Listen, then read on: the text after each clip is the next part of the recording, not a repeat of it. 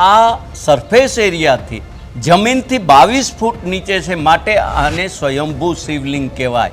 અને સ્વયંભૂ શિવલિંગની પૂજા જે મેં કીધું એમ કૃષ્ણએ કરી છે એ આ શિવલિંગ છે. વિજ્ઞાન મેં કીધું એમ ટૂંકું પડે એવી મેં વાત આ બધાય અવશેષોની કરી છે. વિજ્ઞાન મને આનો જવાબ આપે કે આ આકૃતિ પથ્થરમાં આવી અને નદીમાં દોરી કોણ જાય છે, એનો જવાબ હજી સુધી કોઈ વિદ્વાન મને આપી શક્યા નથી. આંખથી જોતા ખ્યાલ આવે કે આમાં ફૂલની કમળની આકૃતિ દેખાય છે. હવે આ પથ્થરની અંદર આ આકૃતિ કોણ કરી જાય છે, આ એક મને સમજાતું નથી. આ કાનમાં પહેરવા માટેનો આ કુંડળ છે, આ જે ભાગ છે આ કાનમાં પહેરી શકાય. આ 5મો અવશેષ કુંડળ છે. અને બીજું જે હથિયાર તરીકે ગદા વાપરવામાં આવે એ આ ગદા છે. શંખ, ચક્ર, ગદા, પદ્મ અને કુંડળ, 5 વસ્તુ. આ 5 વસ્તુ અવશેષ. આનાથી તમે દૂર વહી જાઓ, આ મંદિરના કમાન એરિયામાંથી બહાર નીકળો તો આ અવશેષો તમને મળશે નહીં. માત્ર મંદિરના સાનિધ્યમાં જેટલો નદીનો ભાગ છે ત્યાંથી જ આ 5 અવશેષો મળે છે. આની પણ હું ખાતરી આપું છું.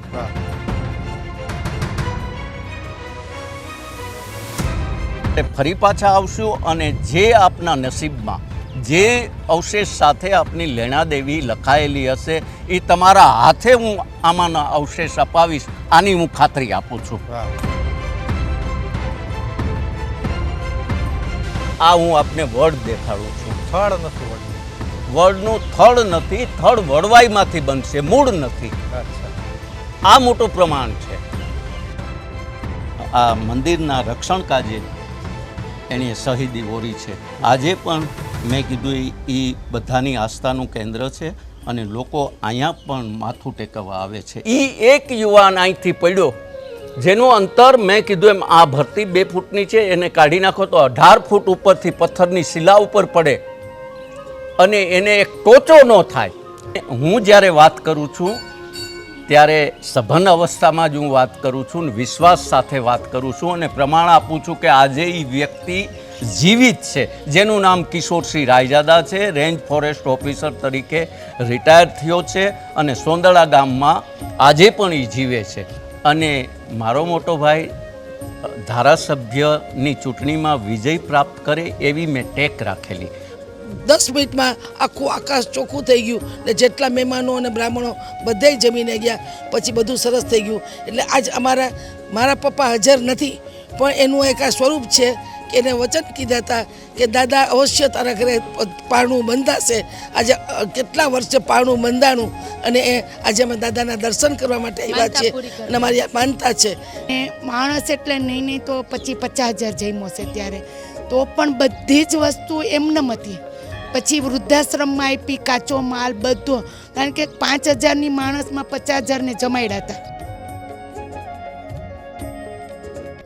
પવિત્ર શ્રાવણ માસ અને હર હર મહાદેવનો ચારે તરફ નાદ ગુંજી રહ્યો હોય છે ત્યારે મિત્રો આજે તમને એવા શિવાલયથી અવગત કરાવીશું કે જ્યાં દેહ ત્યાગ પહેલાં શ્રી કૃષ્ણએ કરી હતી છેલ્લી શિવ પૂજા. જી હા, શ્રી કૃષ્ણને અવતાર લીલા સમેટવા માટે 5 તેમની પ્રિય વસ્તુનો ત્યાગ કરવો ખૂબ જરૂરી હતો અને શ્રી કૃષ્ણએ તેમની 5 વસ્તુનો અહીં જ ત્યાગ કર્યો હતો. ભગવાન શ્રી કૃષ્ણની આ 5 વસ્તુઓ આજે પણ પથ્થર સ્વરૂપે નદીના આ વિસ્તારમાંથી મળી આવે છે.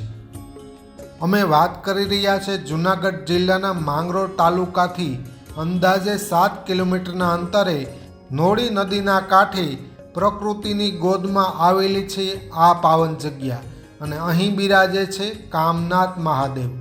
દર્શક મિત્રો, આજના તીર્થ દર્શન કાર્યક્રમમાં નિહાળીએ કામનાથ મહાદેવ વિશે વિસ્તૃત માહિતી.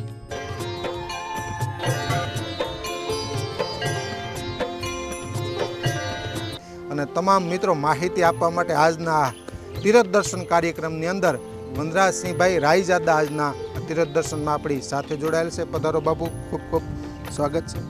બાપુ, મુખ્ય કારણે તીર્થ દર્શનનો હેતુ એ પ્રાચીન વાતો, આજની યુવા પેઢી, સોશિયલ મીડિયાનો યુગ, તમામ માહિતી ટીવીના પ્લેટફોર્મ મારફત અને સોશિયલ મીડિયાના પ્લેટફોર્મ મારફત મળી રહે બની શકે કે ઉપર છેલ્લી માહિતી હોય, પરંતુ પોઈન્ટ ટુ પોઈન્ટ આપણે કહીએ ને, અમુક વસ્તુ આપણે દર્શન કરતા હોય યાત્રિકો, હાજી અત્યારે એવું છે કે ફક્ત ફોટો પાડીને નીકળી જાય છે. હાજી પ્રાચીન ઐતિહાસિક માહિતી ખ્યાલ નથી હોતો લોકોને. લાંબી વાત ન કરતા તમામ વાતો કરવી છે. મહાદેવનું બેકગ્રાઉન્ડમાં સાનિધ્ય છે, કામનાથ મહાદેવનું સાનિધ્ય છે. વર્ષોથી તમે આવો છો, અનેક વાતો કરવી છે. આધુનિક સમય છે, પરચામાં ન માને પણ વાસ્તવિક પરિસ્થિતિમાં લોકો માને છે. શ્રદ્ધા હોય ત્યાં પુરાવાની જરૂરિયાત રહેતી નથી, છતાં પણ આપણે લોકોને અવગત કરાવીએ. સૌ પ્રથમ બેઝિક ભાવે થોડીક વાતો કરી. કૃષ્ણ ભગવાન દ્વારકાથી આમ તો ભાલકા નીકળે છે અને છેલ્લે અહીં શિવલિંગની પૂજા કરે, શંકરની પૂજા કરે છે. તે કથાથી આમ તો વાતની શરૂઆત કરીએ. સામાન્ય રીતે વિજયભાઈ, આપણા શાસ્ત્રો આધારિત અને શાસ્ત્રોમાં જે લખાયેલી વાત છે એ મુજબ કૃષ્ણ અવતાર જ્યારે પૂરો કરવો હતો અને કૃષ્ણને જ્યારે દેહ છોડવો હતો ત્યારે એને રૂટ આ પસંદ કરેલો, દ્વારકાથી ભાલકાનો. વચ્ચે માંગરોળથી 7 કિલોમીટર નોળી નદીને કિનારે આ કામનાથ મહાદેવ બિરાજે છે. ત્યારે શાસ્ત્રો આધારિત વાત કરું તો કૃષ્ણએ રાતવાસો કરેલો અને એ વખતે કામનાથ મહાદેવની કૃષ્ણ અવતાર પૂરો કરતા પહેલાં કૃષ્ણએ છેલ્લી પૂજા આ મહાદેવની કરેલી. હવે આ 1979 કે 80માં પ્રથમવાર મારે આવવાનું થયું અને મને એક જુદો ભાવ પ્રગટ થયો, જેના મને પોઝિટિવ વાઇબ્રેશન આવ્યા. અને પછીથી એવું બન્યું કે કૃષ્ણ જે અહીંયા આ એની અવતાર પૂરો કરવો તો એ પહેલાં જે રાતવાસો કરેલો છે અને આ કામનાથ મહાદેવની છેલ્લી પૂજા કરી એની મારે વાત કરવી છે. અને આનો ઉલ્લેખ પદ્મપુરાણમાં પણ થયેલો છે. હવે એ વાત એ છે વિજયભાઈ કે કૃષ્ણ 5 વસ્તુ તજે નહીં ત્યાં સુધી એનું મૃત્યુ નહોતું, કૃષ્ણ અવતાર પૂરો ન થાય. તો આવી 5 વસ્તુ કઈ? તો એ 5 વસ્તુની અંદર શંખ, ચક્ર, ગદા, પદ્મ અને કુંડળ, આ 5 વસ્તુ તજે ત્યારે આ હું નહીં, આપણા શાસ્ત્રો કહે છે કે આ તજે પછી જ એનું મૃત્યુ હતું, બાકી એને કોઈ મારી શકે નહીં. એટલે આ નોળી નદીમાં આ 5 વસ્તુનો એણે ત્યાગ કર્યો અને આ 5 વસ્તુઓ એની આ નદીમાં પધરાવી. હવે એ જે પધરાવી આજે પણ એનો હું પુરાવો આપું છું કે જે જગ્યાએ પધરાવી એ જમાનામાં પછીથી મેં કીધું એમ આ કુંડ બનાવવામાં આવ્યો. એક પવિત્ર કુંડ. અને આપને નવાઈ લાગશે કે આ કુંડનું નામ પ્રદ્યુમન કુંડ છે અને પ્રદ્યુમન એટલે કૃષ્ણનો સુપુત્ર. આ મોટે પ્રમાણ હું આપું છું. હવે આ 5 અવશેષો કૃષ્ણના આજે મેં કીધું એમ વિજ્ઞાન યુગ ચાલે છે, કળયુગ ચાલે છે. હવે એની અંદર આ અવશેષો પથ્થર સ્વરૂપે, પથ્થરમાં કંડારેલા પદ્મનું ફૂલ, શંખ. શંખ સામાન્ય રીતે વિજયભાઈ ક્ષારના હોય, જીવડાના હોય, જીવડાનું કવચ શંખ હોય છે, આ દરિયામાંથી મળે છે. આ એક જ જગ્યા એવી છે કે જ્યાં પથ્થરમાંથી શંખ મળે છે. આ 5 વસ્તુ અહીંયા એણે જે તજી છે એ પથ્થરની અંદર આ મેં કીધું એમ આર્ક કરેલા આ અવશેષો આજે પણ મળે. અને આ મારી આપને વિશ્વાસ સાથે ચેલેન્જ છે કે આ નદીમાં પાણી છે, પાણી ઓસરી જાય ત્યારે ફરી પાછા આવશું અને જે આપના નસીબમાં જે અવશેષ સાથે આપની લેણાદેવી લખાયેલી હશે એ તમારા હાથે હું આમાંના અવશેષ અપાવીશ, આની હું ખાતરી આપું છું. વનરાજસિંહભાઈ ઝીણવટ ભરી તમામ વાત કરી, ઇતિહાસ સાથે જોડાયેલી, પદ્મપુરાણ સાથે જોડાયેલી. હવે મને રસ જાગ્યો છે, દર્શક મિત્રોને પણ રસ જાગ્યો છે આ બાબતની અંદર, આ ઇતિહાસની અંદર. આપણે મારા ખ્યાલથી કુંડ ઉપર જઈને ત્યાં આબેહૂબ 5 વસ્તુના દર્શક મિત્રોને દર્શન કરાવીએ અને કુંડના પણ દર્શક મિત્રોને દર્શન કરાવીએ. એની આરોય વિજયભાઈ આ 5 વસ્તુ જે છે નરી આંખે આપને જોવા હોય, ઓલું તો મેં કીધું એમ નદીમાં પાણી ઓસરી જાય અને પાણી ન હોય ત્યારે તો તમે તમારા હાથે લઈ શકશો, હા. પણ જે એકત્રિત કરેલા આ અવશેષો 5 છે આજે પણ હું આપને દેખાડી શકું અને નરી આંખે આ આપને કૃતિ, હા ધારો કે પદ્મ એટલે કમળનું ફૂલ જ દેખાય, શંખ એટલે પથ્થરનો શંખ દેખાશે, સુદર્શન ચક્ર તો એમાં કાયદેસર મેં કીધું એમ સુદર્શન ચક્રના જે આરા હોય છે, લીટા હોય છે એ હું દેખાડું. તો આપ કહેતા હોય તો એ 5 અવશેષો હું આપને દેખાડું છું. જી નદી પણ એક પ્રકૃતિ છે, આ પણ ઈશ્વરનું સ્વરૂપ છે. બિલકુલ. પંચમહાભૂતો આપણે કહીએ છીએ ને, હાજી આ સ્વયંભૂ પણ ક્યારેક મેં સાંભળ્યું છે કે જલાભિષેક નદી પોતે કરે. હાજી. એનું શું માથું? કારણ કે નદીની વચ્ચે શું ને એટલે મને યાદી થઈ. આપે કીધું કે નદીનું પણ એક મહાત્મય છે. તો આ નદી છે એ દર વર્ષે વિજયભાઈ ચોમાસામાં એ આ કાંઠો ઓળંગી અને આ શિવલિંગના અભિષેક કરવા, જલા અભિષેક કરવા ખુદ આ માં નદીને માં કહેવામાં આવે છે, નદી માતા કહેવામાં આવે છે. કારણ શું કે આ પ્રત્યક્ષ દેવ છે. હા હા એટલે વધુ નહીં, એકથી વધુ વાર અભિષેક થાય હા એવું બને, પણ એકવાર અવશ્ય શિવ મંદિરની અંદર ગર્ભગૃહમાં જઈ અને આ નદી જલા અભિષેક કરે છે. આ હું જે કહું છું એ અહીંના જે મંત સાહેબ છે, એના નાના ભાઈ છે, એ આપને જણાવશે કે આ નદી દર વર્ષે એકવાર અભિષેક આ શિવલિંગને કરે છે. આ પણ મોટું આનું મહત્વ અને પ્રમાણ છે આ નદીનું. 100%. હવે આ જે મેં અવશેષની વાત કરી એમાં વિશેષ એક વાત કરી દઉં હા હા કે આ નદીનો જે ભાગ છે, આ જેટલો મંદિરનો ભાગ છે એમાંથી જ આ અવશેષ મળે છે. આનાથી તમે દૂર વહી જાઓ, આ મંદિરના કમાન એરિયામાંથી બહાર નીકળો તો આ અવશેષો તમને મળશે નહીં. માત્ર મંદિરના સાનિધ્યમાં જેટલો નદીનો ભાગ છે ત્યાંથી જ આ 5 અવશેષો મળે છે. આની પણ હું ખાતરી આપું છું. વાહ આ અત્યારે આપણે પ્રદ્યુમન કુંડના કાંઠા ઉપર હા. ઊભા છે, જેના પગથિયા આપણને આ પાણી અત્યારે ભરેલું છે. હા. પણ આનું મહત્વ અને મહાત્મય એ છે કે લોકો આ પગથિયા ઉતરી અને આ પ્રદ્યુમન કુંડનું ચરણામત લે છે. હા જેને આ કુંડ બાંધવાનું કારણ એ છે કે 12 માસ આનું આચમન કરી શકાય, આ પાણીનું, પવિત્ર પાણીનું. અને આ પોર્શનની અંદર એક્ઝેક્ટ કૃષ્ણએ આ પોતાના પ્રિય 5 અવશેષોનો ત્યાગ કરેલો એ આ કુંડ છે. હવે કુંડનું નામાકરણ પ્રદ્યુમન કઈ રીતે થઈ શકે? તો એમાંય મેં કીધું એમ કૃષ્ણના સુપુત્ર પ્રદ્યુમનનું નામ આ કુંડ સાથે જોડાયેલું છે. આ મોટી હું તમને પ્રાચીનતાની સાબિતી આપું છું. એ આ પ્રદ્યુમન કુંડ છે.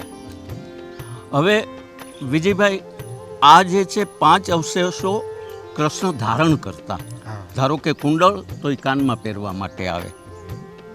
કુદરતે કૃષ્ણના કપાળમાં પદ્મ મૂકેલું, એ આ પદ્મ એટલે કમળનું ફૂલ છે. આ ગદા જે છે એ જ્યારે રાક્ષસનો નરસંહાર કરવો હોય ત્યારે હથિયારમાં ઉપયોગ થતો એ આ કૃષ્ણ ધારણ કરેલા તમે ફોટામાં જોશો એ આ ગદા છે.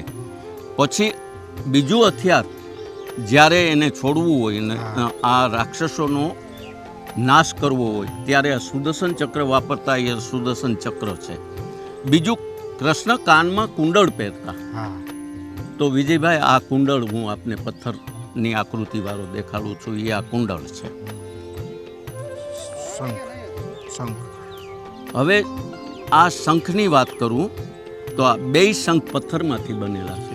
સામાન્ય રીતે તમે આપની પૂજામાં હશે, મારી પૂજામાં છે, પણ એ દરિયા કિનારે ક્ષારમાંથી બનેલા જીવડાનો કવચ બખ્તર જ્યારે હોય એમાંથી જીવડું નીકળી જાય પછી જે શંખ બને છે એને આપણે પૂજીએ છીએ.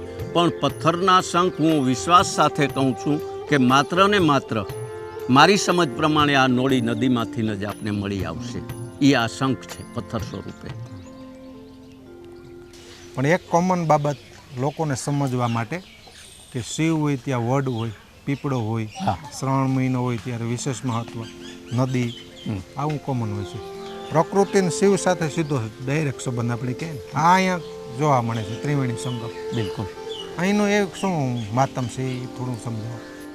જે વિજયભાઈ આપે વાત કરી છે એ આપણા શાસ્ત્રો પણ સાક્ષી પૂરે છે કે શિવનો જ્યાં વાસ હોય ત્યાં નદી હોય, જંગલ હોય, વડ હોય, પીપળો હોય, તો આજે પણ આ પ્રકૃતિ, આ શિવને જે પ્રિય હતી, આ બધી વસ્તુઓ અહીંયા આપણને જોવા મળે છે. પહેલું પ્રમાણ આ વડ છે, અને વડમાં વિજયભાઈ ક્યાંય મૂળ નથી. વડવાઈઓ એમનેમ અવિરત વડ બનતી જાય છે. આ હું આપને વડ દેખાડું છું. થડ નથી વડનું. વડનું થડ નથી, થડ વડવાઈમાંથી બનશે, મૂળ નથી. અચ્છા. આ મોટું પ્રમાણ છે. નદીનું તો મેં આપને કીધું. હવે ત્રીજી વસ્તુ, શ્રાવણ મહિનાની અંદર પિતૃમોક્ષ અર્થે જે આ પીપળાને જલાભિષેક કરવામાં આવે છે, એ આ હું આપને દેખાડું છું. પીપળો પણ મોજૂદ છે, અને ખાસ કરીને શ્રાવણ મહિનાની અંદર લોકમેળો ભરાય છે.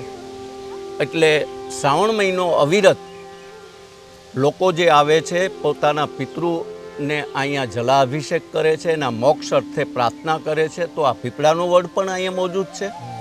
અને શ્રાવણ મહિનાની અંદર જેને કહેવાય ને હજારોની સંખ્યા અહીંયા માથું ટેકવવા આવે છે. અને ખાસ કરીને હું રિપીટ કરું છું કે જ્યાં શિવજીનો નિવાસ હોય છે ત્યાં આ ત્રણ વસ્તુ હોય જ. વડ હોય, નદી હોય, પીપળો હોય. આ ત્રણેય વસ્તુ હજી આજે પણ ત્રિવેણી સંગમ તરીકે મોજૂદ છે. એ તમે હું જોઈ શકીએ છીએ. બીજું, જે આ ગ્લેમરવાળા મંદિરો, વૈભવી ઠાઠવાળા મંદિરો, એ તો અસંખ્ય હોય છે, પણ જેને આપણે પ્રાચીન મંદિર કહી શકીએ, અને જેમાંથી આપણને મેં કીધું એમ વૈભવની આપણે જરૂર નથી. આપણે તો પોઝિટિવ વાઇબ્રેશન, એક ગ્રહસ્થી તરીકે જ્યાં શાંતિ મળે એ આપણા માટે મંદિર. તો અહીંયા મને આ વ્યક્તિગત, મેં કીધું એમ હું મારી વાત કરું છું કે અહીંયા આવ્યા પછી એક જળની લોટી ચડાવું તો મને સુકૂન મળે છે. માટે હું અવિરત અહીંયા આવું છું. કે વર્ષમાં એકવાર આ નોળી નદી શિવલિંગની જળ ચલાવવા જાય છે, જલાભિષેક કરવા જાય છે. તો આપણે જે ઊભા છીએ એ આ નદીનો આ રૂટ છે. અત્યાર સુધી મેં કૃષ્ણનો રૂટ દેખાડ્યો, હવે હું નદીનો રૂટ દેખાઈ રહ્યો છું કે નદી અહીંથી પ્રવેશ કરે છે અને હવે પછીથી મંદિરમાં એ પ્રવેશ કરે છે અને ત્યાં જઈ અને એ જલાભિષેક કરે છે. વર્ષમાં એકવાર અવશ્ય કરે છે. જૂનો પહેલા રસ્તો પણ આ હતો ને? હાજી, પ્રાચીન આ રસ્તો જ હતો. હા.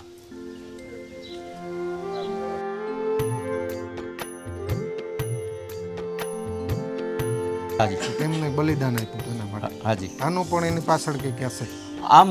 આ મંદિરના રક્ષણ માટે આ એક એ જમાનાનો સુરવીર રાજપૂત, મારા ખ્યાલ મુજબ નામ સુરસી કે છે. આ હું આપને આ મંદિર માટે શહીદ થયેલા આ ક્ષત્રિયની ખાંભી દેખાડું છું.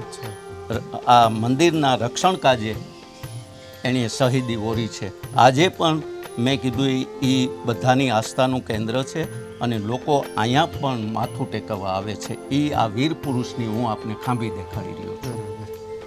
એમની ખાંભી જી. ઓકે. આ લોકોનો જો ખ્યાલ ન હોય, આ સામાન્ય બાબત છે, વચ્ચે યાદી કરે કોમન કે પગે લાગીને નીકળી જતા. પાસેની ઐતિહાસિક માહિતીનો ખ્યાલ હમીરસિંહ ગોહિલની જેમ આ છે. હા, એનો માહિતીનો આજ ખ્યાલ આવશે લોકોને. હાજી, આ નવું.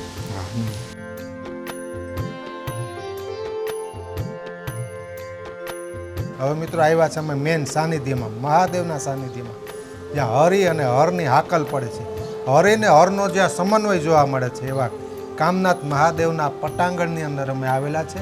કે કૃષ્ણ ભગવાને પોતાની જીવનલીલા સંકેલી તે પહેલાં છેલ્લી શિવની પૂજા કરી હોય તો એ કામનાથ મહાદેવને અહીં અંતિમ પૂજા કરેલી અને 5 વસ્તુનો ત્યાગ કરેલો. તમામ વાતો કરી. વનરાજસિંહ બાપુ ખૂબ ખૂબ ફરીવાર સ્વાગત છે.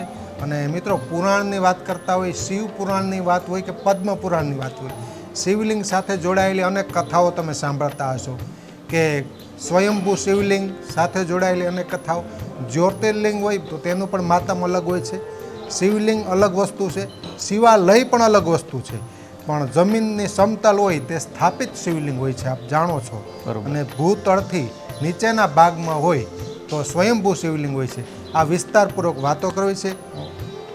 મહાદેવનું સાનિધ્ય છે, નરસિંહ બાપુ છે, અને જે કામનાથ મહાદેવ છે તેનો શું મહિમા છે ને અહીં તે તમામ વાતો કરશે. હવે વિજયભાઈ આપે કીધું કે આ હરિ અને હર અને હરની ભૂમિ છે. હર કહેતા મહાદેવ, મહાદેવ, આપણે એ વિશેષણ લગાડીએ છીએ કે હર હર મહાદેવ. હર હર. તો હરિહર જે છે એ આપણી દેહાણ જગ્યાની અંદર જે સદાવત આલે છે. હા, હરિહર એટલે કૃષ્ણ. કૃષ્ણ. એટલે જમતા પહેલાં મેં કીધું એમ આપણને દેહ શુદ્ધિ માટે, આપણા શરીરને શુદ્ધ કરવા માટે આપણા મુખેથી ભોજન લેતા પહેલાં હરિહરનો નાદ થાય છે. હરિહર પછીથી ભોજન થઈ શકે. પણ આ એક જગ્યા એવી છે કે હરિ કહેતા કૃષ્ણ મુરલીધર મહારાજ ખુદ અને હર કહેતા મહાદેવ. મહાદેવ. એ આ મહાદેવની પૂજા છેલ્લી કૃષ્ણ અવતાર પૂરો થયો અને જ્યારે દેહ છોડવો હતો ત્યારે વિજયભાઈ આ મુરલીધર મહારાજનો આ રૂટ હતો ભાલકા જવા માટે. અને છેલ્લી પૂજા જે થઈ છે એ હું આપને દેખાડું છું કે એ આ કામનાથ મહાદેવ. અને જે આપે વાત કરી કે સામાન્ય રીતે સ્થાપિત લિંગ જે હોય છે હા, એ સરફેસ એરિયા એટલે Stable. ભૂતળ ઉપર હોય છે. હા, પણ આ સરફેસ એરિયાથી જમીનથી 22 ફૂટ નીચે છે, માટે આને સ્વયંભૂ શિવલિંગ કહેવાય. અને સ્વયંભૂ શિવલિંગની પૂજા જે મેં કીધું એમ કૃષ્ણએ કરી છે એ આ શિવલિંગ છે. અને આને હું મારી દૃષ્ટિએ અને મારો ભાવ મેં કીધું એમ જ્યોતિર્લિંગનો છે, સ્વયંભૂ શિવલિંગનો છે. આ મારી વ્યક્તિગત વાત છે અને એ મારી માટે શ્રદ્ધાનો વિષય છે કે જ્યાં કૃષ્ણ આ શિવલિંગની પૂજા કરતો હોય એમાં બુદ્ધિ લગાડવાની જરૂર જ નથી. અને વિજ્ઞાન મેં કીધું એમ ટૂંકું પડે એવી મેં વાત આ બધાય અવશેષોની કરી છે. વિજ્ઞાન મને આનો જવાબ આપે કે આ આકૃતિ પથ્થરમાં આવી અને નદીમાં દોરી કોણ જાય છે, હા, હા. એનો જવાબ હજી સુધી કોઈ વિદ્વાન મને આપી શક્યા નથી. જ્યારે જવાબ ન હોય ને ત્યારે આપણા શાસ્ત્રની અંદર નેતિ નેતિ બોલવામાં આવે છે. બસ ભાઈ, એનો જવાબ નથી, માટે હું નેતિ નેતિ કહું છું આપને. હા.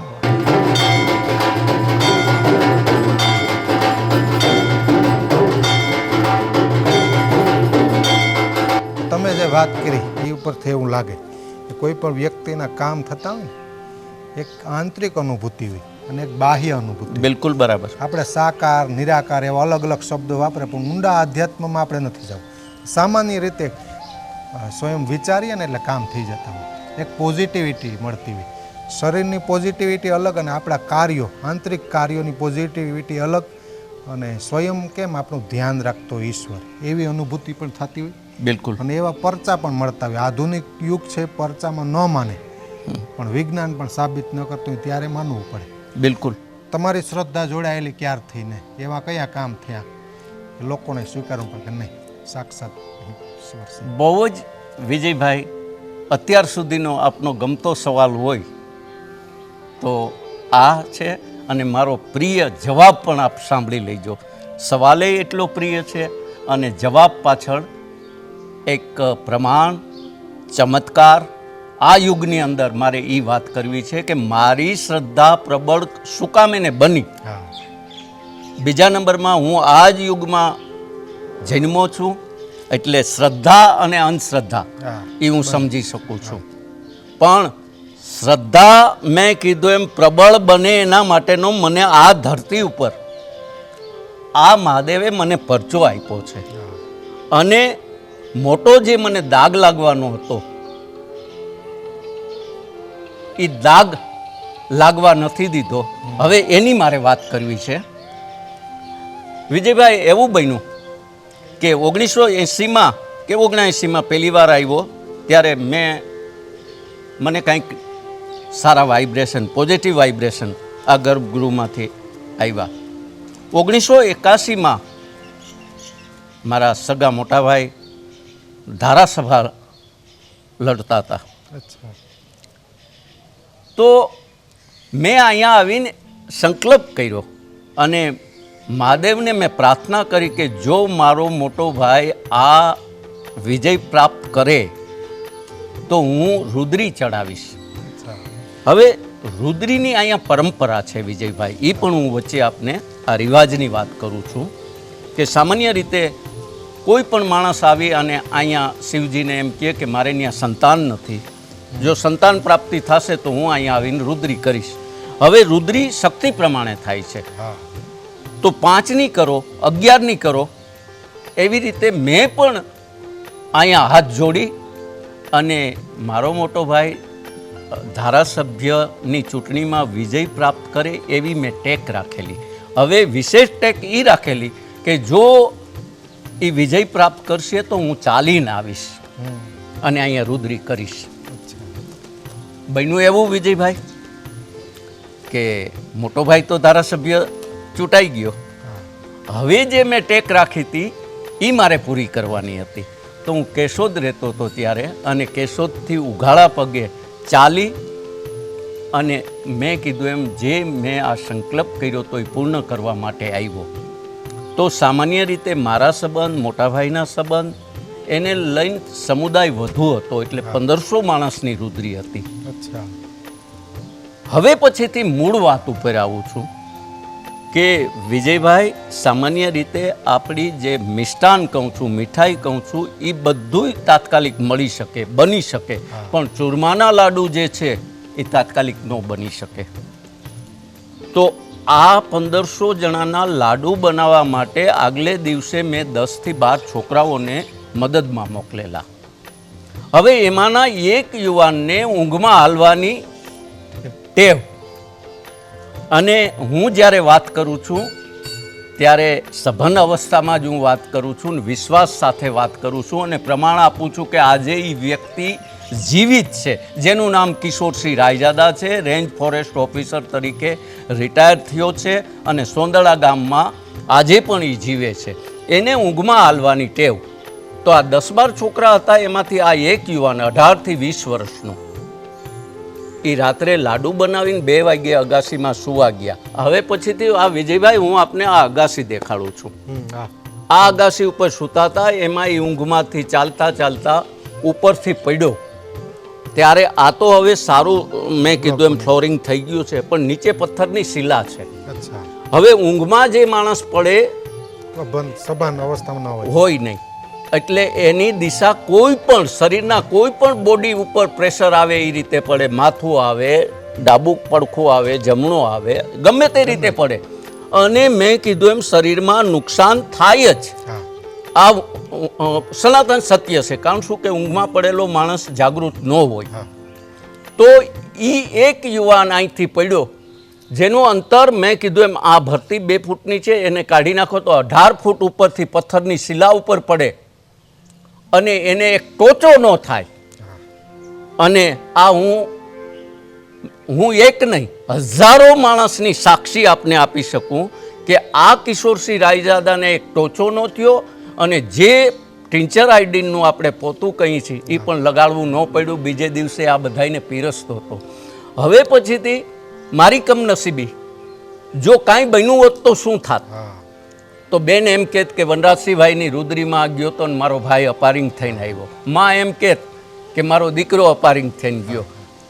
હરેક પાછળ બદનામીમાં નામ મારું આવત, કાળી ટીલી મને લાગત. અને નહીંને આ ઘટિત કાંઈ બની જાય તો એની તો કલ્પના જ કરવાની રહે. આ મહાદેવે આ મારી લાજ રાખી, માટે આ મારી શ્રદ્ધા પ્રબળ બની છે. અને શ્રદ્ધા પ્રબળ બનવી જ જોઈએ. આવો ચમત્કાર કઈ રીતે બની શકે કે મેં કીધું એમ 18 ફૂટ ઉપરથી પથ્થરની શિલા ઉપર પડે અને એક એને ટોચો ન થવા દે અને આજીવન મને કાળી ટીલી ન લાગે. આ મહાદેવે આ મારી રક્ષા કરી છે. આ મારી શ્રદ્ધાનું કેન્દ્ર છે. આ દેખાડવાની જરૂર નથી. આ મારી વ્યક્તિગત મૂડી છે.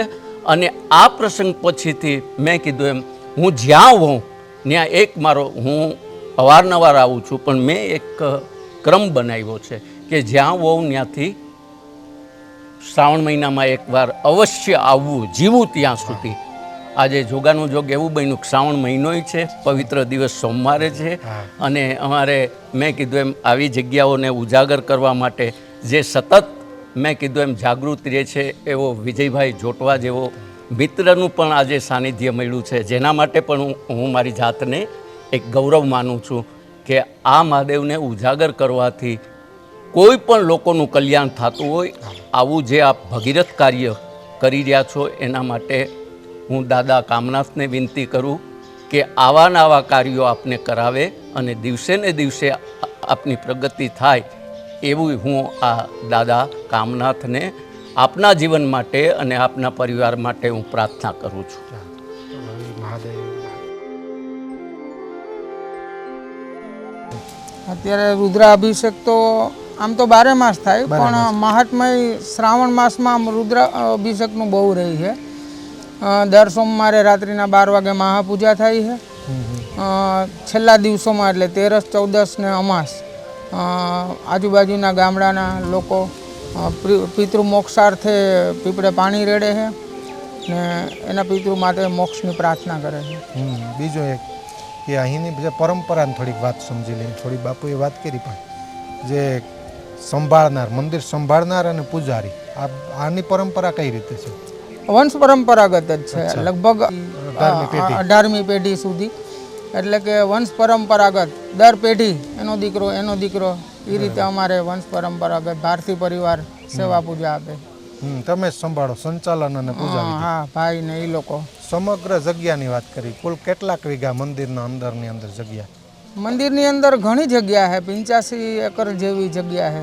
અચ્છા. એમાં 101 વીઘા જેવી ખેડવાન છે, બાકીનો બધો નદીનો વિસ્તાર આવેલો છે. અહીંના મહંત એટલે ઈશ્વર ભારથી આપણી સાથે જોડાયેલા છે. બાપુ કોટી કોટીનું વંદન. પ્રથમ ડાયરેક્ટ થોડીક મંદિરની ઐતિહાસિક માહિતી આપો. શિવલિંગની, એ સ્વયંભૂ શિવલિંગ છે, પણ અમે ઐતિહાસિક માહિતી શું મળે?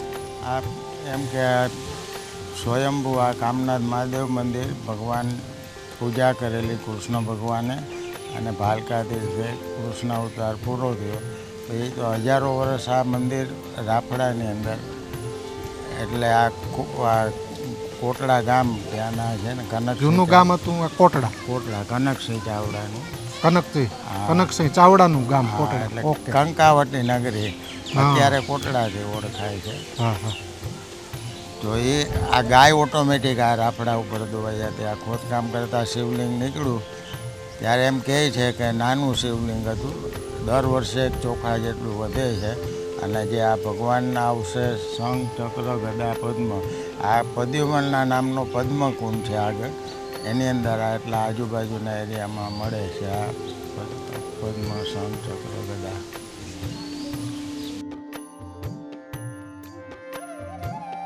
અમે માંગરોળના જ છીએ અને આ જે દાદા છે કામનાથ મહાદેવ, એટલે મારા પપ્પાના અનન્ય ઈષ્ટ ગુરુ એમ કહે કે એના તો તમે જે પરચા કયો એટલા અમારા માટે ઓછા જ છે. કારણ કે દર સોમવાર હોય એટલે પપ્પા હજારોના બિલીપત્ર લઈને કામનાથને માટે આવે અને ચડાવે અને એની ભક્તિ કરે ને રાતના મહાપૂજામાં માંગરોળથી હાલીને આવે. ને એક વખત એવો આમ કે એના પરચા તો તમે કહું એટલા ઓછા પડે એમ છે. અમારો આખો મોટો જબરજસ્ત પાછળના વનમાં પ્રોગ્રામ હતો, અનરાધાર વરસાદ ચાલુ થઈ ગયો ને અમારે 500 માણસની જમણવાર હતી, બ્રાહ્મણોની બધાની પપ્પાની. પણ દાદાને મારા પપ્પા મંદિરમાં આવ્યા અને અરજ કરી કે આજ મારી હાથ દાદા તારા હાથમાં છે. તો 10 મિનિટમાં આખું આકાશ ચોખ્ખું થઈ ગયું ને જેટલા મહેમાનો અને બ્રાહ્મણો બધાય જમીને ગયા, પછી બધું સરસ થઈ ગયું. એટલે આજ મારા પપ્પા હાજર નથી, પણ એનું એક આ સ્વરૂપ છે કે એને વચન કીધા હતા કે દાદા અવશ્ય તારા ઘરે પારણું બંધાશે. આજે કેટલા વર્ષે પારણું બંધાણું અને આજે અમે દાદાના દર્શન કરવા માટે આવ્યા છીએ અને અમારી આ માનતા છે. એટલે આ દાદા માટે તો અમારા પરિવારને અને મારા પપ્પા હતા જ દુઃખ છે. નગીનભાઈ વિઠ્ઠલદાસ મોદી કે એનો દીકરો તેજસ, અને આખું આજ મંદિરનું જે નિર્માણ છે એ પપ્પાએ બધું કરીને કર્યું છે. અને એની આજે નાક, ચાંદીનો નાક, જડાધારી ને છત્ર બધું હતું. ધામધૂમથી દાદાની આખા માંગરોળમાં પ્રતિષ્ઠા કરી ને વરઘોડો કાઢ્યો હતો. દાદા માટે તો જેટલું કરીએ એટલું ઓછું છે. અને જે અમને પણ જે એવો ભગવાન અવસર આપે કે દાદા માટે મારા પપ્પા કરતા હતા એવું બધું અમે કરીએ. અને બસ આજે અમને ખૂબ ખૂબ આનંદ છે કે આજે મારા ઘણા વર્ષે દાદાની કૃપાથી અમારી ઘરે આ પારણું બંધાણું છે દીકરીના ઘરે. એવા દાદા છે અમારા, સાક્ષાત છે. અને એના પરચા અને અમને દર્શન પણ થયેલા છે. હજી તો એક જ પરચો કીધો છે, એના માટે તો આમ વાત જ કરો. અમે એકવાર બધા ખાલી વનભોજન માટે આવેલા, અને અમે અહીંયા રૂમ હતો ત્યાં અમે લોકો બધા ઉતરેલા અને અમે બધાએ જમી લીધું, ઘરેથી બનાવીને લઈ હતા. નકર પપ્પાનું એવું છે કે પપ્પા લાડુ બનાવીને જ આવે, એ વખતે અમે લાડુ નહોતા લઈ આવ્યા. ત્યાં 3 વાગ્યા હશે ને, ત્યાં એકદમ વૃદ્ધ એટલે એ જે ચાલી જ નહોતા શકતા, એ મારા જ આવ્યા અને મમ્મીને કે મૈયા મેરે કો લડ્ડુ चाहिए. तो मम्मी के महाराज हम लोग तो लड्डू लेके नहीं आए, पर हमारे पास जो है वो चीज़ अच्छी है. तो कहने मेरे को तो लड्डू ही खाने का है. तो लड्डू लेके तो नहीं गए थे. तो बोला કે જે વસ્તુ છે એ બધી ચોખ્ખી છે, એકદમ ક્લીન છે, અમે હેઠું નથી કર્યું. તો એને ખોબો ધર્યો કે નીચે ન પડવું જોઈએ, મૈયા મને આમ ઉપરથી આપો. અને મમ્મીએ બધું એને ઉપરથી આપ્યું અને એ આમ ચાલી નહોતા શકતા, એવા વૃદ્ધ હતા. અને ત્યાં પપ્પા જંગલમાં ગોતવા ગયા હતા કે કોઈ હોય તો આ બધું વસ્તુ એને આપી દે. ત્યાં પપ્પા આવ્યા તો પપ્પાને કીધું કે આવી રીતના એક મહારાજ આવ્યા હતા ને એને લડ્ડુ માંગ્યો છે. તો ક્યાં ગયા? અમે તો આટલામાં જ હશે. આખું જંગલ ફરી વળ્યા, ક્યાંય જોવા ન મળ્યા, ક્યાંય એટલે ક્યાંય નહીં. પપ્પાને કીધું આટલામાં જ હશે કે ચાલી જ ન શકતા, પણ ક્યાં દ્રશ્ય થઈ ગયા. બીજે સન્ડે આવ્યા, લાડુ લઈને આવ્યા, દાદાને લાડુ થઈ રહ્યા. દાદાના પરચા તો અનેક એટલે અનેક છે. અમે તો અમે થોડુંક જ કહીએ છીએ. અહીંયા ગણપતિનો પ્રતિષ્ઠા ઉત્સવ હતો ત્યારે ધામધૂમથી કેમ હતું કે 5-6 હજાર માણસ આવશે. અને જોયું તો આખા ગામથી માણસો આવ્યા હતા. અને પપ્પા કે હવે ટેન્શન આવી ગયું, અખંડ દીવો ચાલુ કરી દીધો રૂમમાં. અને પપ્પા કે હવે દાદા મારી તારા હાથમાં છે. અને માણસ એટલે નહીં તો 50,000 જમ્યો છે ત્યારે. તો પણ બધી જ વસ્તુ એમને હતી. પછી વૃદ્ધાશ્રમમાં આપી, કાચો માલ બધો. કારણ કે 5,000ની માણસમાં 50,000ને જમાડ્યા હતા ત્યારે. અમે લોકો પણ હતા, હયાત હતા, અમે અહીંયા હતા. અને 50,000 જમ્યા ને વૃદ્ધાશ્રમમાં દીધું, અનાથાશ્રમમાં દીધું, કાચો માલ દીધો, જલારામ મંદિરમાં માંગરોળના દીધું, બધા એટલું ખાધું. એટલે દાદા હાજરાજુને દર વર્ષે ચોખા ભાર વધે છે. આલિંગ, હા, દર વર્ષે આટલી ચોખા ભાર વધે છે.